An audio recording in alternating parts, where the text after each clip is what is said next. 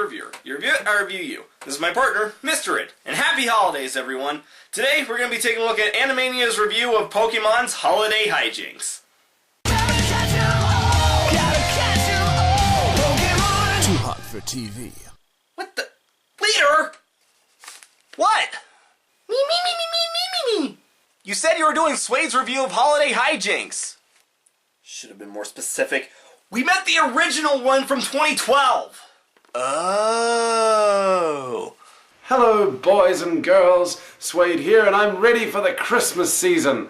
Or, if you want to be more politically correct about it, the yearly month of consensual altruism. You know, when you put it like that, it does sound fun to stay at the YMCA. I not only went into further details about my feelings on the YMCA, but also explained that Christmas is viewed somewhat differently in Japan. Emphasis is placed much less on family and a lot more on the ladies. And Christmas-themed episodes in anime often reflect this, either finally paying off a will-they-won't-they relationship, or teasing it to within an inch of its life. Is loving a sore subject for you, Suede? Me. So, thanks to the efforts of Magna Pacific, I now have subject matter not only for a Christmas-themed episode, but a Pokemon-themed one as well. This is going to continue my curiously popular streak of Pokemon-themed videos. Poor fool. He has no idea the sheer volume of Pokemon videos he'll be producing in a few years. Well, let's cease concocting cessations and crack into this candy-colored cavalcade of Christmas controversy centered curiously on the complexions of creatures crafted for children. And the award for Best Alliteration in a Review Series goes to... that dude in the Suede! Yeah, this episode was meant to have aired immediately after Pokemon became known as that cartoon that causes seizures. Poor Porygon. Well, that's subject matter for another episode, but at least it's over, right? I mean, there's no way a simple Christmas episode could stir up any more controversy. Oy. I'm getting ahead of myself, though. Let's just watch the thing and cross that bridge when we come to it. Aw, you mean we have to wait for the explanation? The show opens on a strange juxtaposition of heartwarming music and gothic architecture as we apparently see how the 1% celebrate Christmas. Mountain climbing, if the new DuckTales is to be believed. Wait a second. That's no kid. To protect the world from devastation. Well, if the Japanese version of Pokemon 2000 can be taken as canon, she's still 15. Man, I still can't get over that. And nor should you! There are still conflicting reports about how old Jessie and James are. The only person whose age is more wrapped in mystery is Tommy Wiseau! Santa Claus is regarded as irrefutably real in the Pokemon universe. In a world where psychics and ghosts are not only real but can be tamed and converted into energy, Santa isn't that implausible. This raises a lot of questions.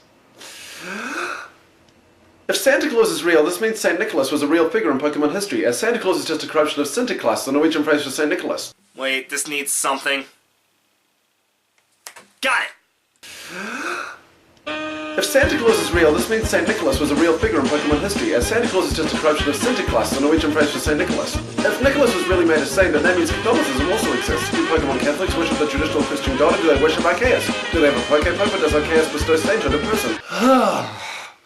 Okay. It's just a show. I should really just relax. It's just a show. I should really just relax. That method will never get you relaxed. Here, try this. Sun's getting real low. By the way, I know that Misty and Jessie are voiced by the same voice actress. Ah! That's him! Good thing you said that, otherwise the commenters would have a field day with you. Wow, Santa needs to lay off the cookies. Sounds like he's gained some jolly old pounds. Nah, he just needs to work on his landings. What you're witnessing is not Mrs. Claus after a drop too much eggnog reverting to her vaudeville days in the gay 20s. How oddly specific. I saw it with my very own eyes! Santa Claus is a Jynx! Notice how Jessie, a 5-year-old at the time, mark you, knew exactly what Pokemon was in front of her without the aid of a Pokedex. This gives further credence to the theory that Ash was either woefully uneducated or an idiot. I believe that Ash kind of serves as a mouthpiece for the audience when it comes to meeting Pokemon. Not every kid watching the show knows every Pokemon by heart, and with Ash being a new trainer, he's really the best candidate for it.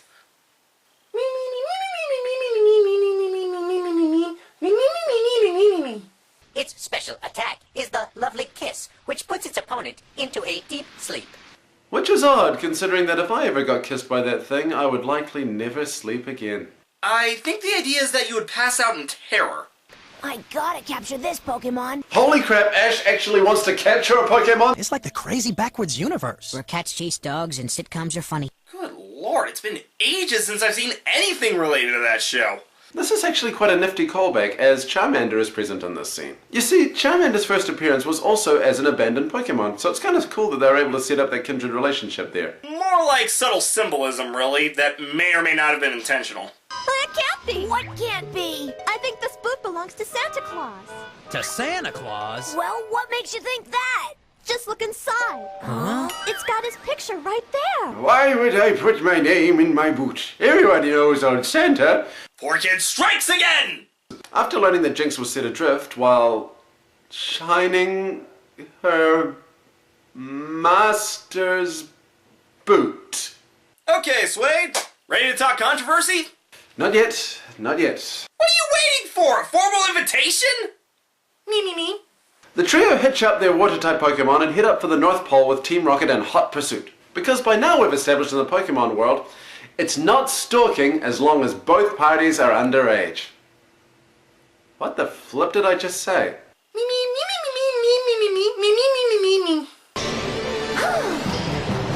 Goldie. Ah, Psyduck, kill it! Me. Watch his review of the first two Pikachu shorts. Did you just say something? We didn't say anything. You'd better keep swimming or we'll never get there. Guess I'm hearing things. I like how casual Ash is there. Another day, another psychotic episode. Actually, given the shit he's been through, Ash's mental state should be a lot more worse for wear. That's where Santa lives. That's Santa's workshop? It looks like the Fortress of Solitude. Oh no. Superman finally snapped after carrying Santa too many times, and now he's finally decided to cut out the middleman. They're gonna find jolly old Saint Nick's jolly old bloated corpse impaled on one of the ice spikes as a warning to other holiday creatures to pull their weight. Run, Tooth Fairy, run! Wow, that went dark.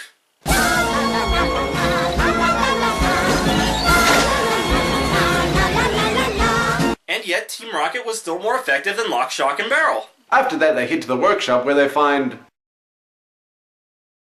an entire factory of unpaid female black laborers working under the unquestioned rule of an old white man. Does this mean... Yep, I think it's about time.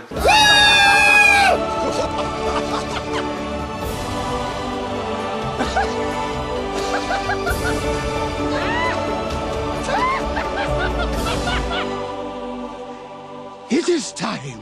After seeing this episode, an acclaimed African-American author named Carol Boston Weatherford wrote a very well-worded and well-researched essay on how Jynx, and also Mr. Popo from Dragon Ball Z, might be seen as having a similar appearance to hurtful racial stereotypes of black people. After a widespread positive response to her article, Jynx's sprite was changed to the one that we see today with purple skin, and this episode was removed from circulation. And to make a long story short, there's no concrete evidence of whether or not Jynx was based off of black stereotypes, and even if it wasn't out of any malice. Japan just didn't know any better.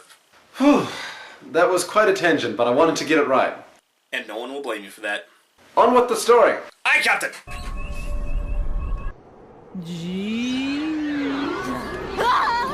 That's it, girl. Now hit her with a lobotomy attack. Actually, given the messed up things that the Pokemon franchise has, a lobotomy attack would not surprise me. This is actually the only significant change in script from the Japanese version right here. In that version, rather than giving a standard Santa excuse, which would raise a question as to how Santa visits anyone, since ideally families usually have at least one person that doesn't really believe in Santa, he says that Jessie had moved by that time, so he couldn't contact her. This also raises a lot of questions. Let's just say that both explanations are stupid. Yeah, but give credit where it's due. This is one of the few times where 4Kids actually improved upon the original Japanese. It's still stupid, but at least it's better. Don't worry, Ash. We'll get them back. Huh? They have made a powerful enemy this day. The time has come for swift retribution of the naughty. Can we just take a moment to appreciate the phrase, swift retribution of the naughty? Jeepers, Santa's brutal. And remember, kids, He is always watching. So, the toys are recovered, Santa is able to go on his great flight, No reindeer. Sawsbuck could work too. Winter Sawsbuck would be awesome. I'm Suede, and from me to you, a hearty congratulations for surviving the apocalypse. Me? Oh yeah, this came out the day after the world was supposed to end. Anyway, this review was really good. The jokes were all spot on, and I feel like Suede handled the information about the controversy of the episode really well. I'm the review reviewer, and no matter what holiday you celebrate, have a merry one. Me, me, me, me, me, me, me!